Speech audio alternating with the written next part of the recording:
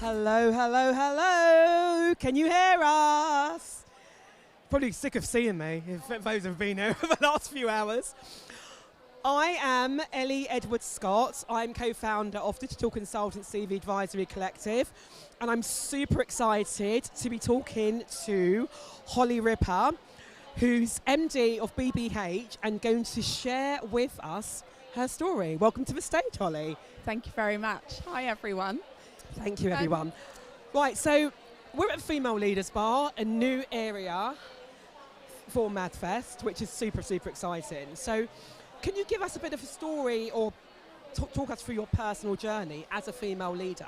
So I'd love to hear it. Yeah, I mean, I've been really lucky as kind of a woman or a person in this industry.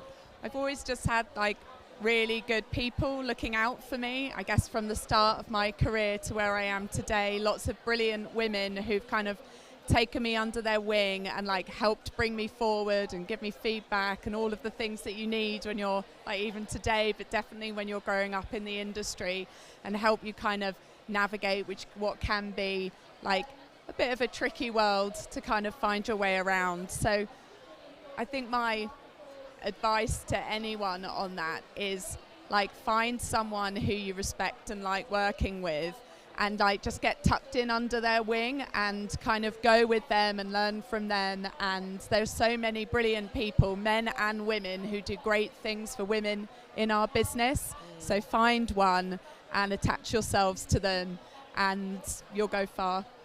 That's really good advice.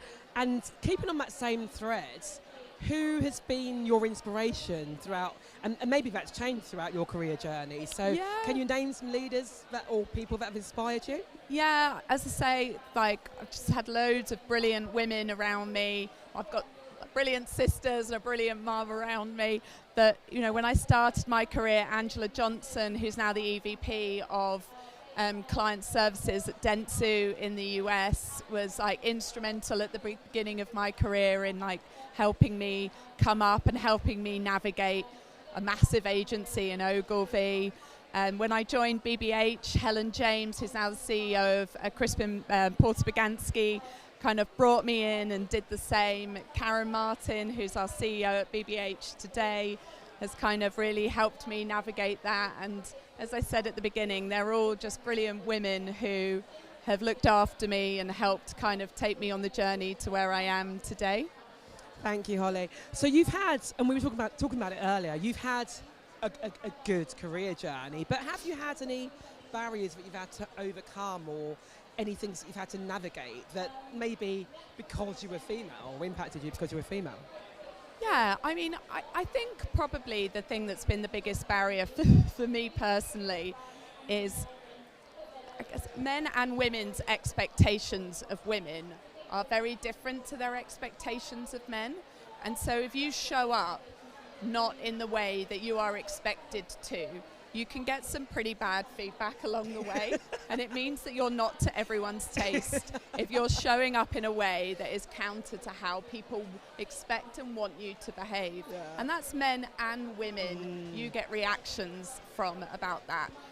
So I think that's the thing that I have found hardest to navigate as a woman in the agency, and as someone who's quite outspoken and has a strong point of view, is how did I do that in a way that honestly like didn't get people's backs up because they just didn't want me to behave in that way.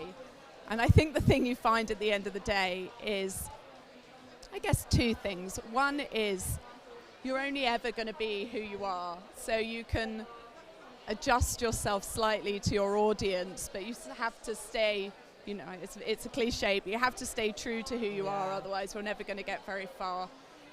But I think being really aware of everyone around you and understanding like the way to navigate those situations means that you do have to kind of shift a little bit in order to kind of bring everyone with you on the journey. And I'm the managing director, so my whole job is about creating an environment for everyone else to be their best in. So you have to have people buy into you and your vision and believe what you're talking about. And I can't be mono about, oh, well, I had some feedback once. Someone was like, I was like, oh, but this is the way I do things. And he said, you're not Peter Pan, Holly. Like, you don't get to just say that's who you are and never change.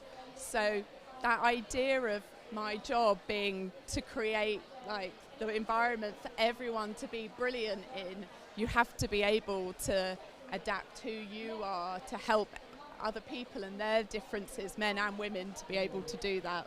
So do you think that I won't talk about the barriers as such, but has the landscape shifted slightly?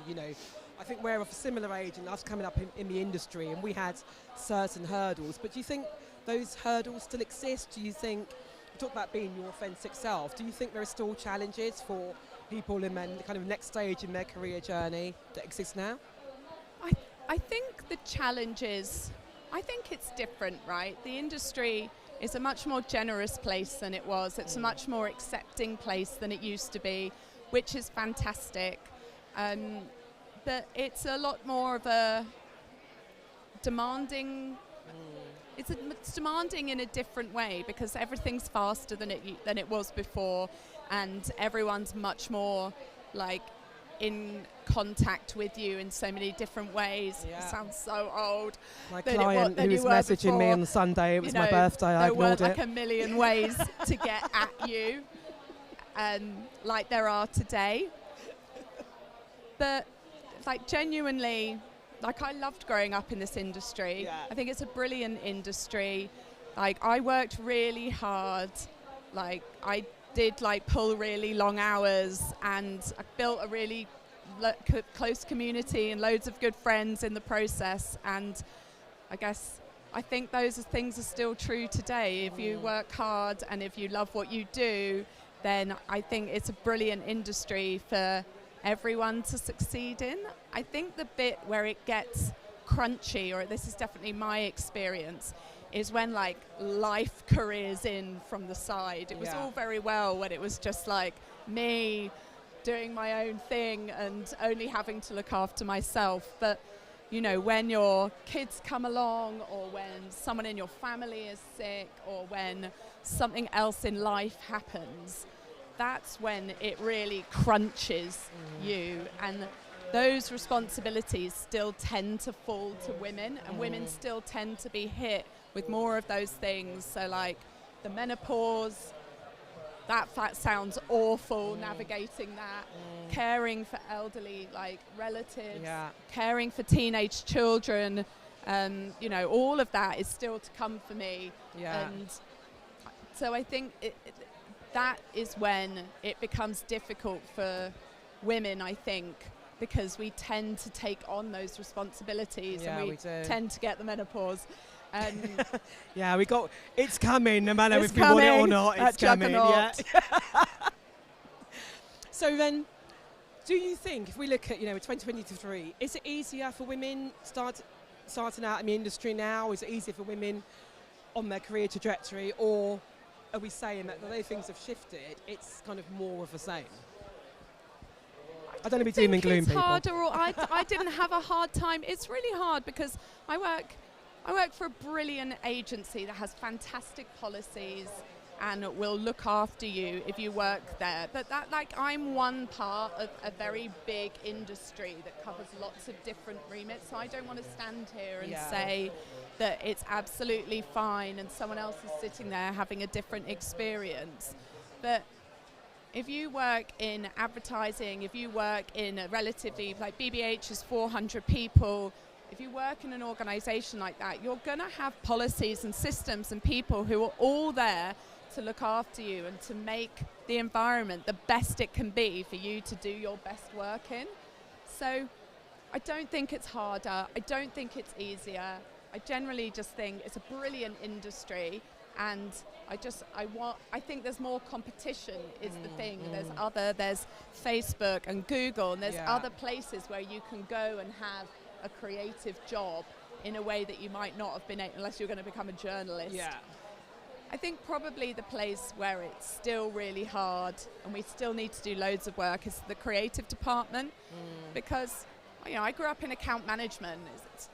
it is and will always be your job to kind of nurture and bring up other people, to be a bit of a host when you're in the room, whether you're a man or a woman, and all of those skills that are naturally more like feminine skills.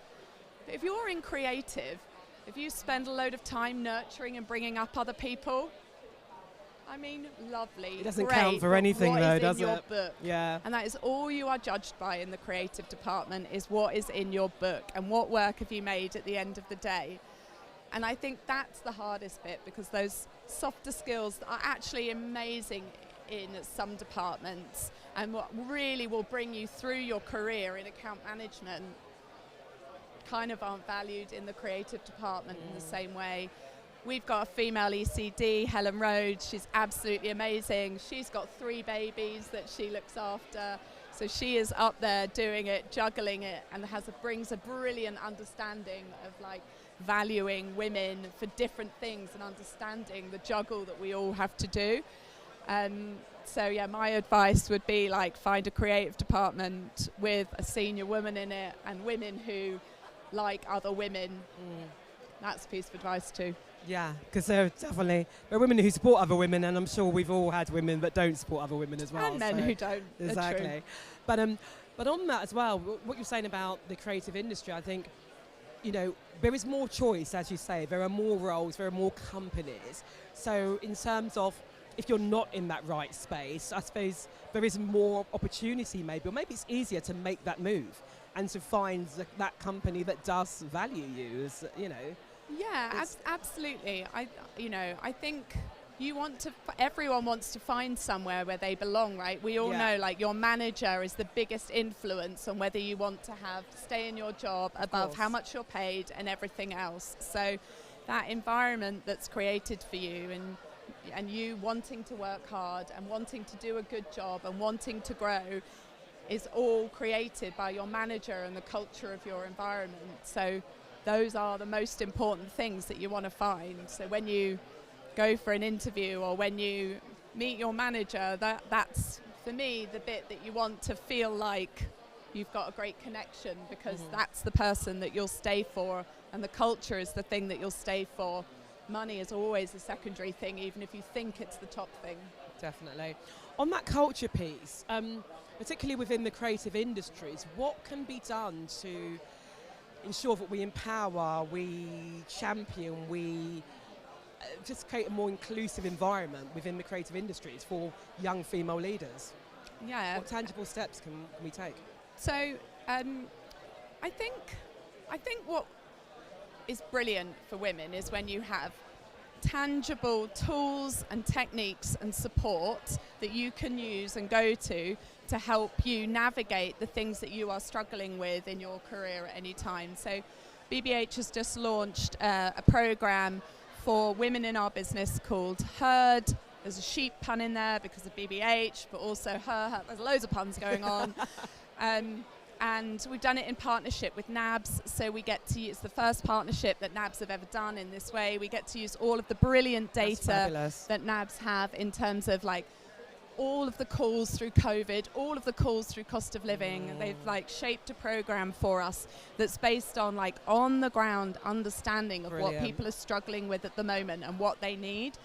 And we've worked with them to develop a partnership and a program that's launching at BBH and then is going to go out to the rest of the industry, which is all focused, and the reason we picked NABS over other partners is because it's focused on tangible skills and networking support.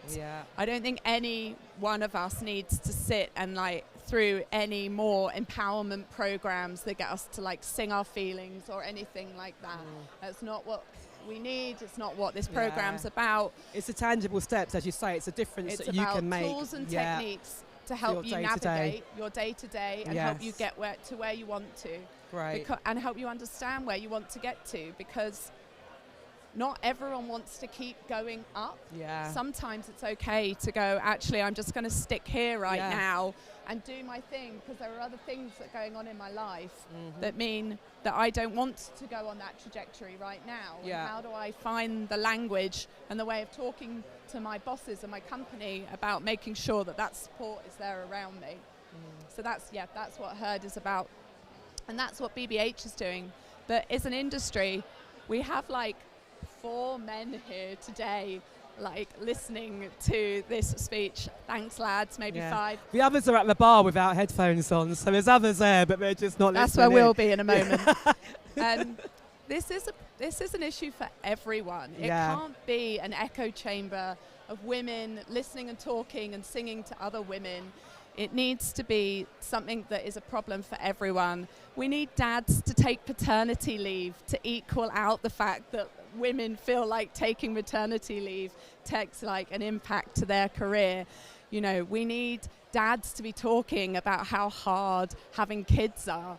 We need men out there talking about like supporting their families, or like letting their wives go back to work while they stay at home, or taking those caring responsibilities when that crunch happens.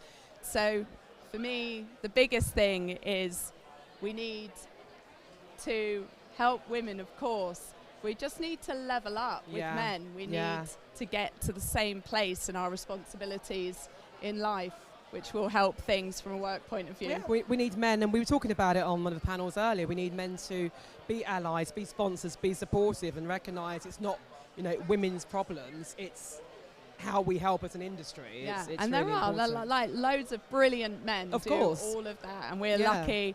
We've got a leadership team. We're split 50-50, and the men in our business are fantastic and, you know, huge supporters of us and their own families. So I think we just need to encourage more of that and make it okay for men to go and be supportive in whatever way they need to do, because we don't want to go down. We don't want to be less supportive, right? We don't want to be less caring. We just need to level it up. Definitely. Last question. I'm sorry, I'm throwing this in as a bit of a curveball. It wasn't a prep, but talking about that leveling up. So to leave the audience with, what can everyone do? Like one thing that you can kind of, someone can do to say, I'm going to level up, take the next step. What piece of advice would you give our audience? I honestly think the biggest piece of advice is like to have a job that you really enjoy, that you want to put everything into, because like no one ever got anywhere by not working hard. Like if you ask any entrepreneur, anyone who's ever achieved anything, you need to work hard to get there. But I think you have to really enjoy what you do in order to want to work hard and for it to be okay to work hard. So I guess my advice is to find something that you really enjoy and people you enjoy working with, because then it feels less like hard work. Yeah. And I know that's easier said than done. But I've definitely been in jobs I really didn't enjoy and I didn't feel supported in. And actually, I wish I had left them sooner. Yeah. As opposed to like feeling really loyal and going like, oh God, I've only done 3 months and I already think it's awful. Like just go and find the thing that makes you happy and the people that are good people around you, and then I think you'll be successful. Thank you so much, Holly. That was awesome. Thank you.